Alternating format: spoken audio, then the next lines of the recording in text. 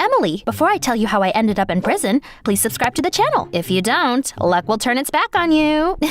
I'm kidding, of course. It would just be cool if you gave the private diary a follow. The channel's trying hard for you guys. Back to my story. I'd always loved trying on different personalities and pretending to be other people. For example, one day, I walked into a crowded bus, put on glasses, and pretended to be blind. Some guy immediately offered me his seat. Thank you, young man. I don't know why I did it. Maybe I thought the real me was too boring? Tell me in the comments down below what you think about this. I never worried about the consequences of my actions. After all, I wasn't harming anyone. That's my boyfriend Edward. Cute, isn't he? I got butterflies in my stomach just looking at him. It didn't hurt that Edward was stinking rich. How had I won over such a prince? Well, that was easy. I pretended that I came from a rich family too. Literally everything Edward knew about me was lies. Let's go skiing in the Alps this weekend. I don't have the money for that. What? I didn't hear. I said, of course. Sounds great. Yeah, pretending to be rich wasn't easy. I needed to find a job if I didn't want Edward to see through my lies.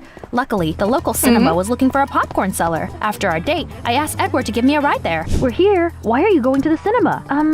My parents bought it, and I wanted to take a look around. See you later. I walked in and said I knew they were hiring. Unfortunately, it turned out another girl had beat me to it. I'm sorry, but Christy applied first, and I already hired her. I wasn't about to give up that easily. That job was perfect, and I would get it no matter what. Luckily, I was a fast thinker, and immediately came up with a touching story. Oh, that's a shame. I really needed this job.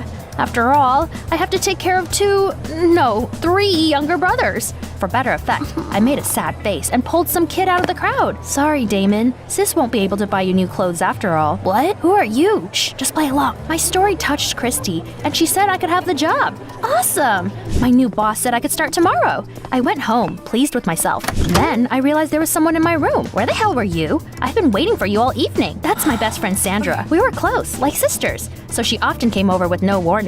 My friend was the only person who knew the real me. I didn't need to pretend when I was with her. I told Sandra about my adventures and how I got the job. My friend rolled her eyes, as usual. Emily, one day all your lies will backfire. Oh, don't start. I have everything under control. After Sandra had left, I decided to play video games. And oops, spent half the night playing. Obviously, I didn't get enough sleep and couldn't focus at school the next day. Our literature teacher, Mrs. Warren, was asking us questions about the books we were reading, and I couldn't for the life of me even remember its title. Well, I wasn't worried. I had a trick for days like that. I had been pretending for a long time that I was taking care of my sick parents and didn't have much time to do homework because of that.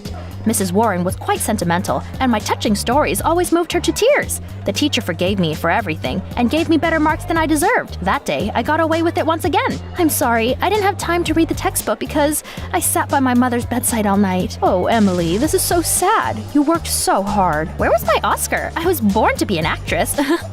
After school, I went to the cinema. It was my first day on the job. Sandra decided to check up on me. I told my friend about deceiving the teacher yet again. You're playing with fire. One day the truth will come out and you'll get in big trouble. What are you, my conscience? Get out of here, I need to work. I warned you. She could be insufferable sometimes.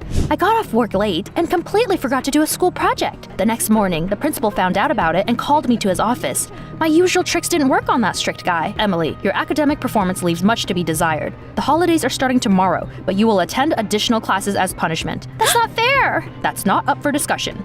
That was so dumb. I was mad because the principal ruined my grandiose plans for the holidays. Things kept getting worse. The next day, my parents and I were suddenly called to the police station. The cops accused me of throwing a stone at the principal's car. Can you believe it? I told them I hadn't done anything of that sort, and my parents backed me up. Emily is a good girl and would never do that. I don't know your daughter very well. We have irrefutable evidence. He showed us a video someone had brought to the station to frame me. In it, a guy in my clothes smashed the principal's car. I didn't do it. Someone pretended to be me. Save your excuses for the trial. Here's a little spoiler for you. I was found guilty and sentenced to community service. Ruined holidays were the least of my problems after that. After all, I had to clean up garbage in an abandoned hotel for 2 weeks with other prisoners. It was a disaster. Who would want to spend so much time among real criminals? Certainly not me. I was afraid they would hurt me. I had to think of a solution. My acting talent came to the rescue. I had a few hours right after the trial, so I got temporary tattoos and practiced looking tough in front of a mirror. I'm cool. Don't mess with me. That looked convincing. After that, I called Edward and told him I was going to Bali with my parents for 2 weeks. I hope you'll have a great time there, baby. I had to come up with an excuse to explain why I couldn't work as well. Hear that cough? I need to take a sick leave. No problem. Get well soon, Emily. Having taken care of all that, I got ready for the community service. The cops shoved an ugly prison jumpsuit into my hands and told me to change. Then I was led to the bus and the rest of the prisoners. Damn it! I was the only girl there, and everyone looked at me like lions at a helpless fawn. As soon as I got out of there, I would find out who set me up and make them regret it. But first, I had to survive 2 terrible weeks. Well, what could such a cutie be arrested for? The rest of the men laughed unpleasantly. I plucked up the courage. It was time to show them I wasn't someone they could bully easily. I walked up to the biggest guy everyone called Big Bob and leaned over him menacingly. Big guy, hasn't your mother taught you how to talk to girls? Making me mad is a bad idea. Oh, I'm shaking in my boots. Are you the head of the mafia, brat? Ha! I'm not, but my dad is. I told him I was the most dangerous criminal in the country, had a black belt in karate, and was brilliant at jacking cars. You should have seen their faces. Everyone listened to me with their mouths wide open. Of course they did. I was a terrific liar. After my speech, they grew to respect me. When we got to the hotel, those goons did all the work for me while I sunbathed. This is in Bali, of course, but it's not that bad. Hey, Big Bob, get me another soda. Just a sec, sister. While Bob and his gang worked, I told them stories about my adventures that I came up with on the spot. I got so carried away that I even told them where I lived. Oops. I hoped they wouldn't come over. The 2 weeks flew by. I said goodbye to Bob's gang and finally went back home with my parents. Later, Sandra dropped by and lectured me again. I told you your lies would backfire. Don't start this again. Let's eat. Mom made pasta. At dinner, my friend did not touch the food and just kept giving me dirty looks. Then we went to my room and I asked Sandra to help me figure out who set me up and smashed the principal's car. It must be revenge. Maybe our teacher found out I was lying to her about my parents being sick. What if she was fired for giving me good marks even though I didn't hand in any homework? That doesn't sound likely. It must have been Christy. She could have found out I had lied to get the job and got mad at me. I'm not sure about that. Holy cookies, it was definitely Edward then. He must have realized that I was not rich and decided to take revenge on me. None of this would have happened if you hadn't lied so much. Sandra, I love you, but you can be such a bore sometimes. I wanted to find whoever set me up before school started again. The next day, I went to the supermarket with my parents. While they were shopping, I ran into Mrs. Warren. My teacher stared at my mom and dad, surprised. Emily, I don't understand. I thought your parents were seriously ill. I could have kept lying, but I needed to know who set me up. I lied. Did you throw a stone at the principal's car? My teacher was really hurt by my accusations. She said she would have never done that. Besides, she had only just found out the truth about my parents. You took advantage of my kindness, but you won't get away with it anymore. Oops, I could only blame myself. Okay, if it hadn't been my teacher, then who was it? Later, I was walking around the city and met Christy. She worked as a waitress in a diner. I confronted her, but it turned out Christy didn't even remember me.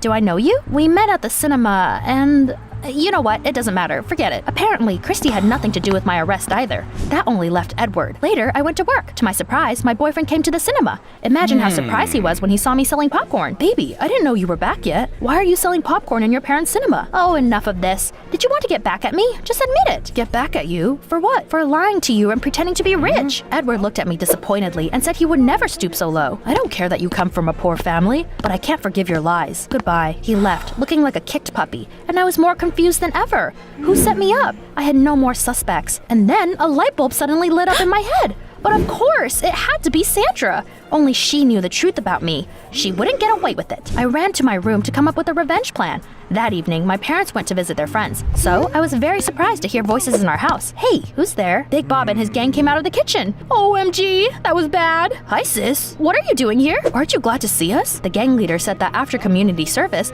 they had robbed some store and decided to lay low in my house. You're one of us, Emily. You won't turn us in, will you? That's when I realized I had gone too far. I had to stop lying before I forgot who I really was. But now, to get out of that mess, it was time to wear a mask one last time. So I pretended to be a tough girl once more. No problem, guys. Make yourself at home. I said that I was going to bring them chips, locked myself in my room, called the police, and told them everything. Luckily, the cops arrived a few minutes later and quickly arrested the criminals. You traitor! How could you turn us in? Surprise, guys. You were fooled by an ordinary schoolgirl. They were taken away, and I exhaled with relief. Enough was enough. No more pretending. The cops left, but one policeman with a thick mustache stayed behind to take my statement. To my surprise, he said he recognized me. That's weird. I don't remember you. When did we meet? I was there when we got the video of you smashing your principal's car. Wow, tell me, who brought it? It was my friend Sandra, wasn't it? You brought us the video yourself, don't you remember? The man looked at me like I was crazy and left. I was so shocked I couldn't move for a long time. What did he mean? That was nuts. Soon, my parents came back home and hugged me anxiously. The police had called them and told them about what happened. Emily, are you okay? Yeah, I'm fine. But something's bothering me. I thought Sandra had set me up so that I'd be arrested, but the cop said I brought the evidence to the station myself. Baby, who is Sandra? What do you mean? We've been friends for years. She even came over for dinner recently. I mean, she didn't eat anything, but still. My parents exchanged a confused look and said I had never had a friend called Sandra. No one came over for dinner either. It was just the three of us. Emily, are you joking? My head was spinning. What could it all mean? I didn't want to upset Mom and Dad, so I said that I was just joking. But then I locked myself in my room to think about everything. Then I had some flashes of memory. Wait a minute, that's right. I finally remembered what had happened. When the principal punished me, I was so angry that I lost my temper and smashed his car. But then I felt guilty, so I took the surveillance footage and turned myself in. No one had set me up. I deserved my punishment. Who could have thought? Hold on, what about Sandra? As soon as I said that, I noticed my friend out of the corner of my eye. You've probably realized who I am already. I guess. Are you my conscience or something like that? That's why you've always been lecturing me. But I didn't listen to reason and paid for it. If you keep pretending to be someone else, you will completely lose yourself. Don't worry, I've already learned my lesson. Then my mission is done. From now on, you're on your own. Goodbye, Emily. I'm gonna miss you, even though you were insufferable sometimes. Sandra disappeared forever. I apologized to everyone I deceived. Unfortunately, Edward didn't forgive me. I was dating a girl that didn't exist. I never knew the real you. I'm sorry, but we can't be together. I'm not mad at Edward because it's my fault we didn't work out. Even the smallest lie can have devastating consequences. That's why I stopped pretending to be someone else and now live in harmony with myself.